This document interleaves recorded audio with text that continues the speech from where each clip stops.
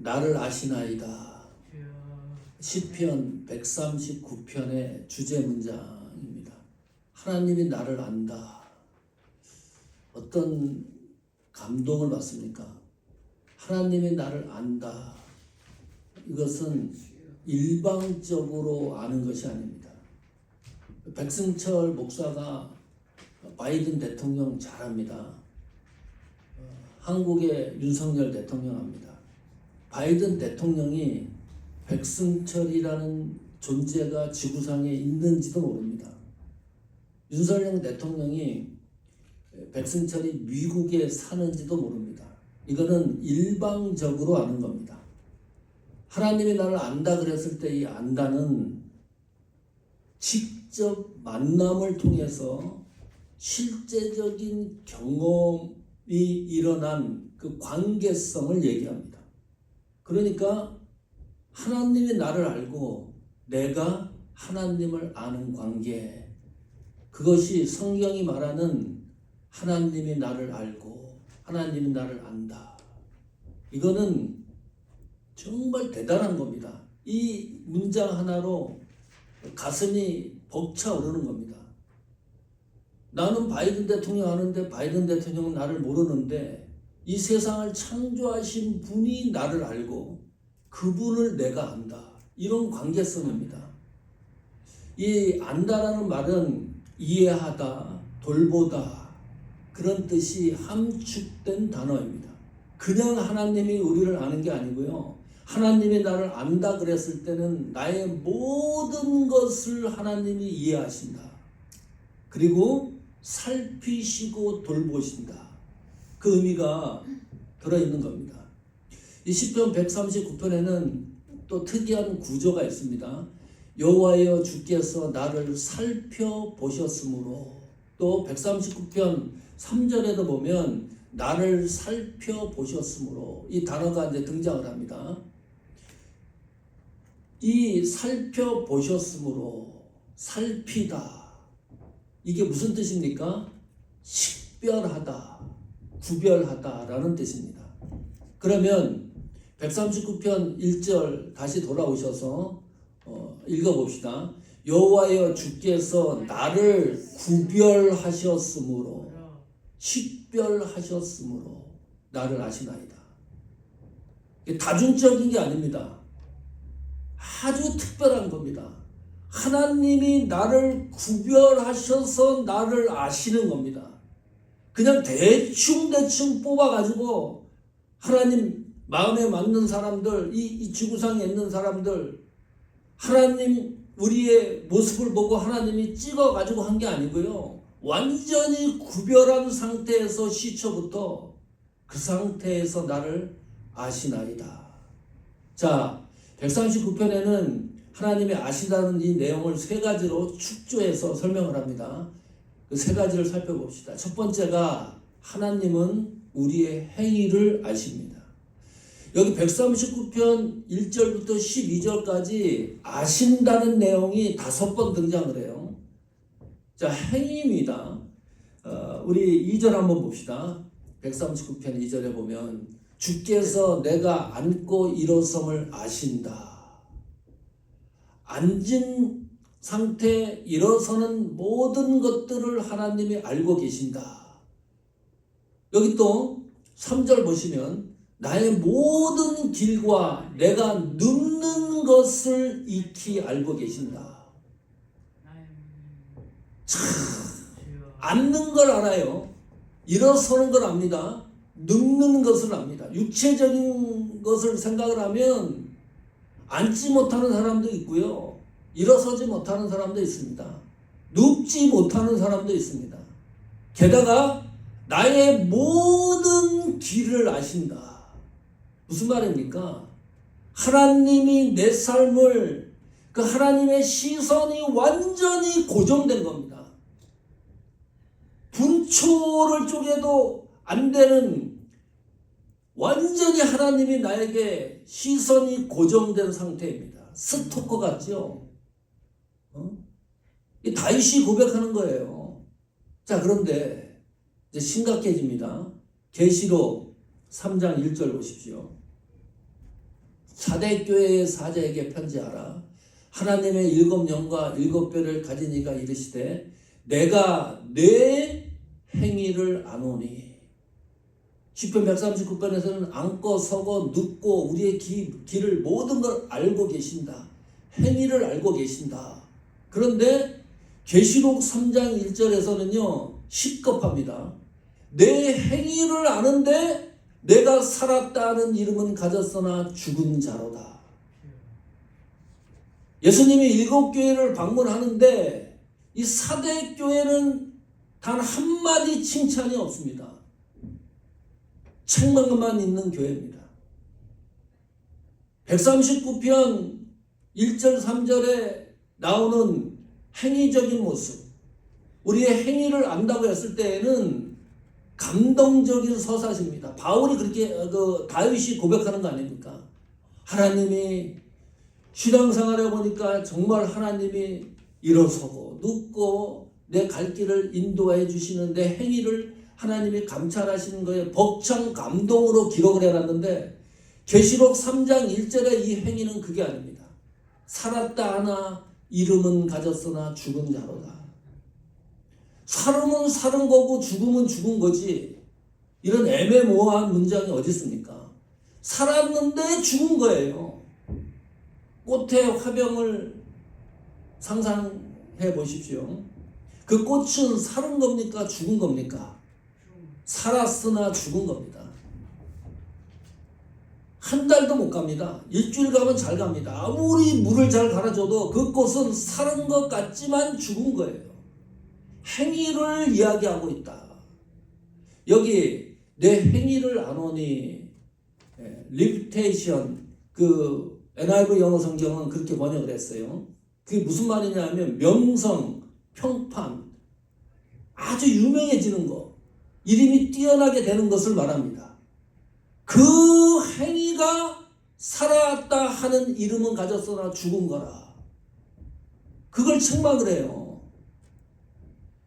이 심각하게 생각을 해야 됩니다. 행위를 하나님이 알고 계신다 했기 때문입니다. 그 행위가 어떤 행위인가? 3장 2절에 이렇게 얘기합니다. 계시록 너는 일깨어 3장 2절 죽게 된 것을 굳게 하라. 하나님 앞에 내 행위에 온전한 것을 찾지 못하였노니. 이거 3절인데 계시록 3장 2절. 다시 봅시다. 2절 다시 봅시다. 일깨어 그 남은 바 죽게 된 것을 굳게 하라. 하나님 앞에 내 행위에 온전한 것을 찾지 못했다. 어떤 행위를 말하는 거죠? 하나님 앞에서 행위가 온전하지 못한 것을 주님이 책망을 합니다. 무슨 말입니까? 이름이 뛰어났는데 하나님 앞에 그 믿음의 행위가 엉터리였다.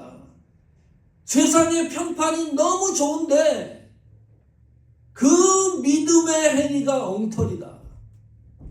이름은 뛰어난데 모든 사람이 알고 있는데 그 행위가 온전하지 못하다. 그거 책망하는 겁니다. 자, 성경 전체를 한번 살펴봅시다. 하나님이 우리를 책망할 때 어떤 문제를 가지고 우리의 행위를 책망하시나요? 숫자를 가지고 하나님이 책망한 일이 없습니다. 량을 가지고 예수님이 우리를 책망한 일이 없습니다. 한 목회자가 열심히 목회를 하는데 너는 왜 죽도록 목회를 하는데 일평생 1000명의 성도를 모으지 못했냐. 그런 거 가지고 책망한 일이 없습니다. 성경에. 깜짝 놀랄 일이죠. 너는 왜 이렇게 이름을 내지 못하냐. 왜 유명해지지 못하냐. 왜 사람들로부터 평판이 좋지 못하냐. 응? 명성이 뛰어나지 못하냐. 그런 걸 가지고 하나님이 책망한 일이 없습니다. 사이즈가 얼마냐, 숫자가 얼마냐, 무엇을 갖고 책망을 하는 겁니까? 행위의 질을 가지고 책망을 합니다. 3절 한번 볼까요? 이렇게 기록합니다. 그 행위의 질을 그러므로 내가 어떻게 받았으며 어떻게 들었는지 생각하고 지켜 회개하라. 만일 일깨지 아니하면 내가 도둑같이 올 것이다. 어느 때에 내게 이르는지 내가 알지 못하리라. 여기 보시면 어떻게 받았는지 복음을, 그 복음에 의하여 어떻게 들었는지 그것에 의한 행위를 얘기를 합니다. 복음이잖아요. 우리가 복음을 들으면 믿음이 생깁니다.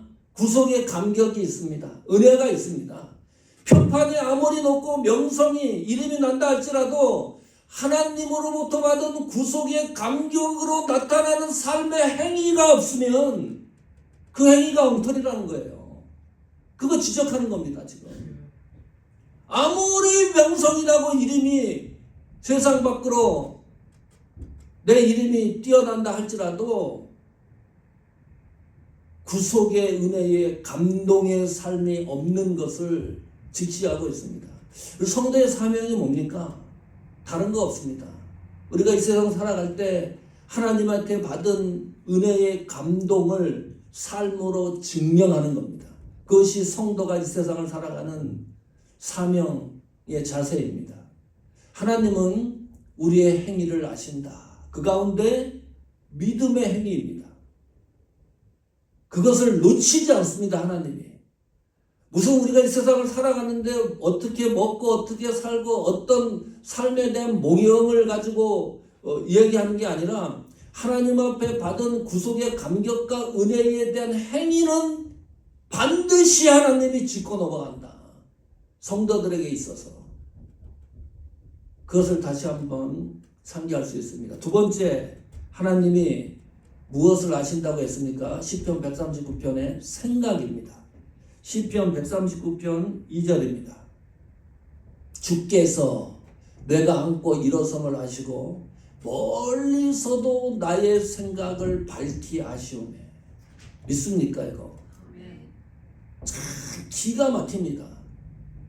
여기 말고 139편 17절에도 생각이라는 단어가 나와요. 그것은 예수 그리스도의 생각을 기록해 놨습니다. 잠시 후에 설명할 텐데 이 생각이라는 단어가 의외로 성경에 많이 나올 것 같죠? 구약 성경의 139편에만 나옵니다. 두 번. 나의 생각과 17절에 예수 그리스도의 생각을 비교 대조하고 있습니다. 이 생각이 오묘한 겁니다. 왜? 그것도 가까이서 내 생각을 읽는 게 아니고 멀리서도 하나님은 나의 생각을 밝히 알고 있다. 그냥 대충 아는 게 아니고요. 너무나 뚜렷하고 확실하게 알고 있다. 이 생각이 우리가 생각하는 것만큼 단순하지 않습니다. 오묘합니다. 이 생각을 가지고 사람을 죽이기도 살립니다. 나한테 못된 사람 확 그냥 죽여버리고 싶은 생각도 들고 어디 가다가 그냥 사고라도 났으면 좋겠다. 무서운 생각도 있어요. 좋은 생각도 있는데 사람을 완전히 난도질할 수도 있습니다. 이 생각이. 이 생각은 시간을 초월합니다. 어린 시절 생각, 중고등학교 생각도 지금 현재에서 막 과거 생각도 우리가 발견할 수 있고요. 또 미래의 생각도 앞으로 되어질 일에 대한 생각도 막 가지고 와가지고 다 할 수 있습니다. 생각으로는 안 되는 것이 없습니다. 이 세상에 뭐 대통령도 될 수 있고요.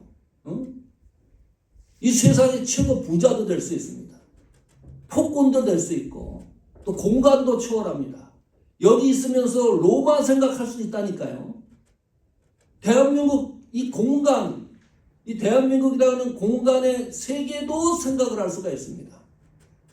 설교 듣다가도 생각이 엉뚱한 대로 흐를 수도 있습니다. 냉장고 문을 내가 열어놓고 왔나 닫고 왔나 별 생각 다 하는 분도 있어요. 설교 시간에 목사님 설교하는데 저 설교는 나를 치는 설교다 이렇게 생각하며 듣는 사람도 있고 왜 목사님은 오늘따라 설교를 이렇게 길게 하냐 별 생각을 다 할 수가 있어요. 그 모든 많은 생각을 하나님이 아신다. 이 끔찍한 겁니다. 어떤 면에서는. 생각을 제대로 안 하면 어떤 일이 일어날까요? 네? 그 가운데 또 특이한 게 있습니다. 이 생각하면 이 생각이 안 날 때가 있어요. 그렇잖아요. 몇 주 전에 이 천변호 검사님 예배 다 드리고 식사 다 하고 시간 다 충분히 저희들과 같이 지나고 집에 갔는데 뭐 불자동차가 들이닥치고 난리가 났었습니다. 집이. 권사님이 국을 갖다가 올려놓은 걸 잃어버리고 오신 거예요. 생각이 안 나는 거예요. 생각이. 집에 가실 때까지. 그래가지고 뭐 매니저가 들어와서 문 따고 들어가고 막 난리 그런 난리가 났었어요. 또 몇 주 전에 제가 여기다 차 세워놨잖아요. 주름수 권사님도 들어오시다가 왜 차가 여기 서 있지? 근데 저는 그 차를 집을 꺼내놓고 이 차를 갖다가 다른 데다 파킹을 해야 되는데 키 켜놨죠. 에어컨까지 켜놨죠. 누가 그냥 가져갔으면 얼마나. 우리 생각을 놓칠 때에도 하나님이 우리를 붙들고 계신다. 그래야지 사건 사고가 안 일어나는 겁니다. 우리 생각을 놓칠 때도 얼마나 많아요. 예? 2주 전에 그 위장 내시경, 대장 내시경 받았습니다. 우리 장로님도 하셨어요. 장로님 괜찮은 것이죠? 아직 연락 안 했어요. 아직 연락. 예. 저는 거의 한 10년 전에 받았거든요. 근데 수면 내시경이잖아요. 이번에 이제 2번째인데 수면 내시경은 제가 그때 너무 기분이 나빴어요. 첫 번째 받았을 때. 뭔 약을 타가지고 뭐 링길에다 했는데 왜 정말 기억이 안 나. 하나도 생각이 안 나. 그냥 아무 생각이 안 났는데 눈 떴으니까 다 끝났어.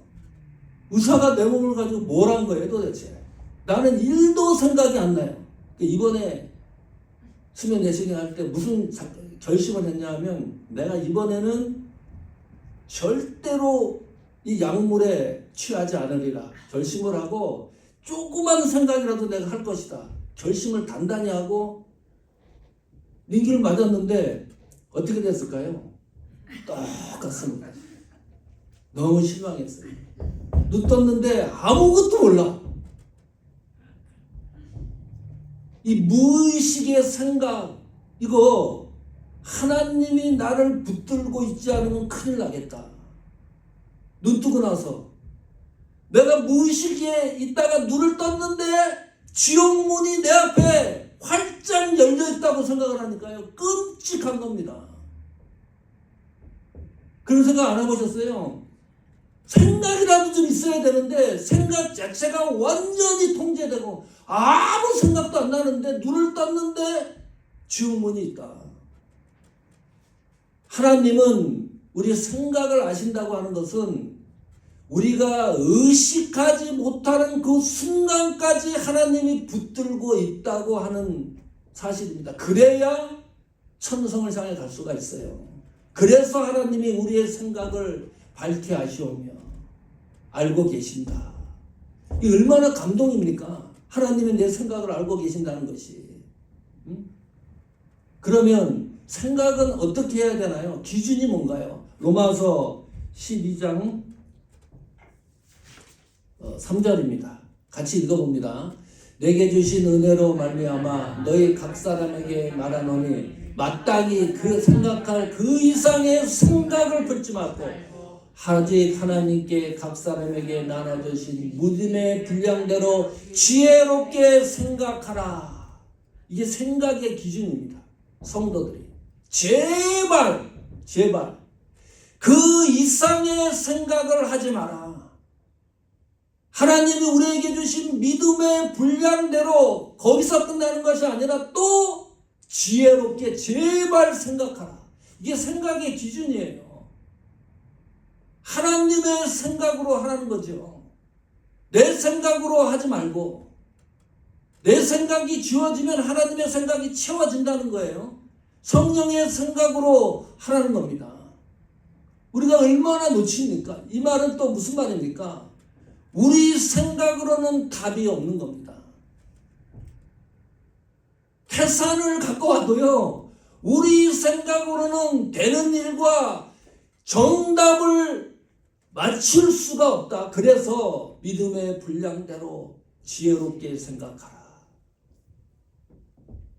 이것이 우리가 하나님이 우리의 생각을 아신다고 했을 때 우리의 반응입니다. 세 번째, 말입니다. 언어를 하나님이 알고 계신다. 4절 한번 볼까요? 139편 시편 4절입니다. 여호와여 내 혀의 말을 알지 못하시는 것이 하나도 없으시니이다. 말 조심해야 됩니다. 말이 입 밖으로 나오는 게 아니고요. 입 안에 있는데 그 말을 하나님이 다 알고 있습니다. 우리가 사용하는 언어를 몽땅 하나님이 알고 계신다. 언어에 대한 브리젠딘이 여성의 뇌라는 책을 썼습니다. The Female Brain이라는 책을 썼는데 남자는 하루 동안 몇 단어를 사용할까요? 7,000 단어를 사용한답니다. 여성은요 2만 단어입니다. 요즘은 조금 더 이렇게 발전이 돼가지고 여성은 남자는 한 2만 단어, 여성이 한 3만 단어를 쓴대요. 하루에. 그거를 1년 동안 또 연구한 사람이 있어요. 이 말하는 걸 가지고 책을 만들면 몇 권이 나올까? 한 400페이지 정도로 해서 100권이 나옵니다. 우리가 1년 동안 쓰는 언어 있잖아요. 그걸 다 모아서 책을 만들면 그 정도 책을 만드는 거예요. 자, 그러면 궁금하죠? 하나님이 좋아하는 언어가 있고 하나님이 싫어하는 언어가 있을 것이다. 그 성경에 그런 내용들이 또 가득 차 있어요. 그 하나님이 좋아하지 않는 언어의 특징 3가지가 있습니다. 첫 번째, 악한 말을 싫어합니다. 두 번째, 거짓말을 싫어합니다. 세 번째, 원망하는 말을 너무너무 싫어합니다. 이 3가지 언어는 하나님을 경외하는 데 방해하는 언어의 유형입니다. 어느 정도까지 얘기하냐면 그래서 민수기 14장 28절입니다. 이렇게 얘기를 해요. 그들에게 이르기를 여호와의 말씀에 내 삶을 두고 맹세하노라. 너희 말이 내 귀에 들린 대로 내가 너희에게 행하리니. 무슨 말입니까? 출애굽했는데 광야에 들어선 이스라엘 백성들이 하는 말의 유형이 악한 말 하는 거예요. 아닌데 거짓말합니다. 게다가 하나님을 원망하는 말을 합니다. 그러니까 하나님이 그래 그러면 너희들이 말한 대로 한번 해보자. 응? 하나님이 오픈을 했어요. 하나님이 싫어하는 언어를 사용하는데 그렇다면 그냥 해봐라. 어디까지 가는가? 몇 달이면 들어갈 가나안을 40년 동안 광야에서 헤매지 않습니까? 1세대가 죽지 않습니까? 자, 그러면 또 이런 생각을 합니다. 그러면 하나님이 좋아하는 언어는 뭘까요? 하나님은 어떤 언어 단어를 좋아할까? 에베소서 4장 29절 30절에 보시면 무릇 더러운 말은 너희 입 밖에도 내지 말고 오직 덕을 세우는 데 소용되는 대로 선한 말을 하여 듣는 자들에게 은혜를 끼치게 하라. 29절입니다. 성도의 언어는 3가지가 나오죠. 하나는 더러운 말을 하지 않는다. 또 덕을 세우는 말을 한다. 선한 말을 한다. 은혜를 끼치게 하는 언어를 사용한다. 이것이 이 언어가 하나님이 가장 좋아하는 언어의 계열입니다. 더러운 말 입 밖에도 내지 말라. 말을 했으면 덕을 세우는 말을 해라. 선한 말을 해라. 사람을 막 찌르고 가슴 아프게 하고 넘어지게 하고, 네? 또 은혜를 끼치게 하라. 듣는 사람들이 내가 하는 말로 은혜가 돼야 돼요. 이 범주를 자꾸 넘었으면 어떻게 됩니까? 29절 같은 언어의 범주를 넘어서면 30절 보세요. 하나님의 성령을 근심하게 하지 말라. 성령이 근심하는 것은 우리 신앙인들을 통해서 언어가 에베소서 4장 29절 같은 언어가 사용하지 않았을 때 하나님이 근심하는 거예요. 답답해하는 겁니다. 하나님은 우리의 언어를 알고 계신다. 그래서 사모하는 교회는 그냥 모이면 덕을 세우는 언어, 선한 말, 얘기하는 가운데 은혜를 서로 나누고 느낄 수 있는 그런 언어 생활이 되기를 축원합니다. 그래서 하나님이 기뻐하시는 그 성령의 근심이 기쁨이잖아요. 그 언어를 통해서.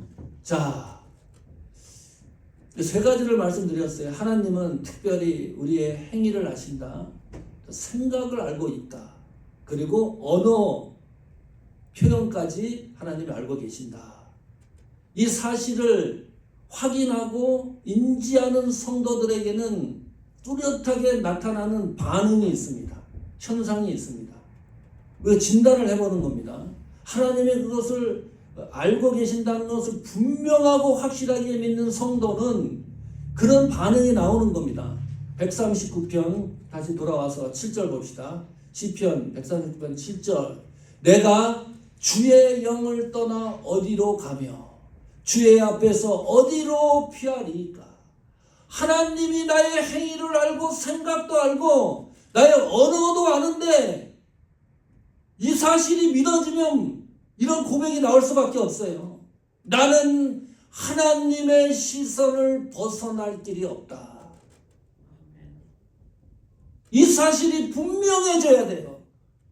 그래야 신앙과 믿음 생활을 바르게 할 수 있습니다. 제대로 할 수밖에 없습니다. 아담과 하와가 죄를 졌잖아요. 그 동산나무 뒤에 가서 숨어요. 그러면 하나님의 낯을 피할 줄로 생각을 합니다. 이것이 해악입니다. 코미디입니다. 나무 뒤로 숨는다고 하나님의 시선을 피할 수 있습니까? 나의 언어와 행위와 생각까지도 하나님이 알고 계시는 분인데 그것이 죄 아닙니까? 죄가 뭡니까? 내가 하나님의 시선을 피할 수 있다고 생각하는 자체가 죄 아닙니까? 두 번째, 이런 반응이 나와요. 139편 13절 14절입니다. 주께서 내 내장을 지으시며 나의 모태에서 나를 만드셨나이다. 이 다윗이 고백하는 겁니다. 그 하나님이 나를 알고 계신다고 하는 이 놀라운 사실을 다윗이 발견하고 벅찬 감정으로 이런 반응을 보이는 거예요. 내가 주께 감사하오는 나를 지으심이 심히 기묘하십니다. 주께서 하시는 일이 기함을 내 영혼이 잘 아나이다. 무슨 말입니까? 구속의 감동과 감격이 확실해지고 선명해집니다. 그것도 대충이 아니고 내가 이 세상에 태어나기 전에 이미 하나님이 나를 선별해서 구별해 주셨다는 구원의 확신, 감동이 내 삶을 지배합니다. 당연하죠. 행위와 언어와 생각을 알고 계시는데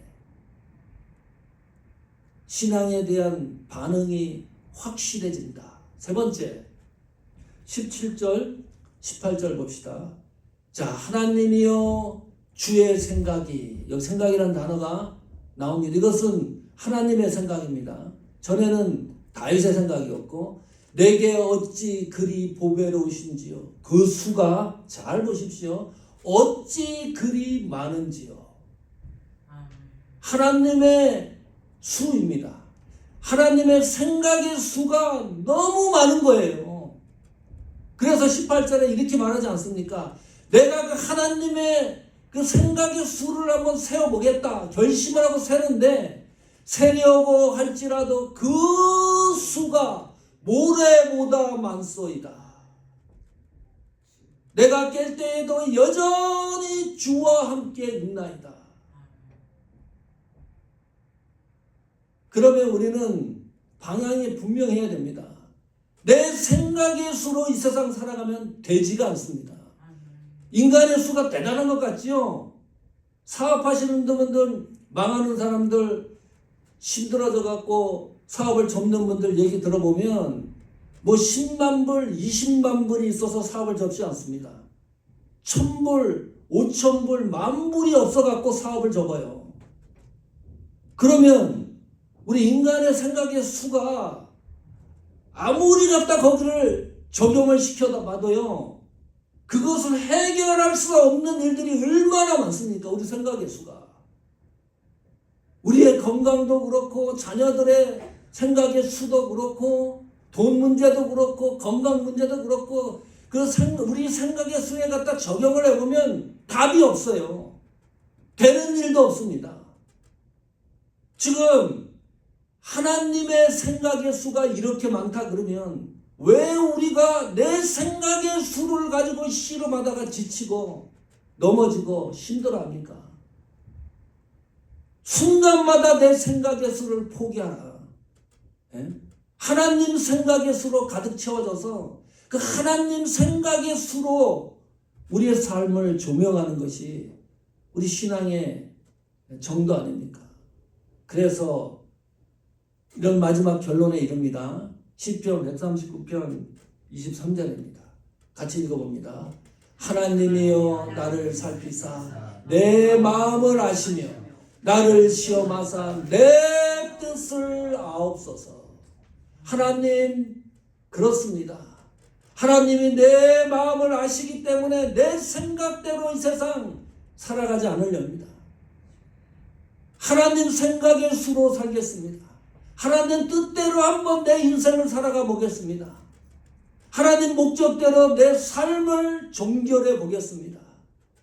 그런 나의 뜻을 하나님 들어주시옵소서. 이것이 우리가 마지막 순간까지 걸어가야 될 신앙의 노선입니다. 이런 고백에서 오는 은혜가 우리 신앙생활 속에 충만하기를 축복합니다.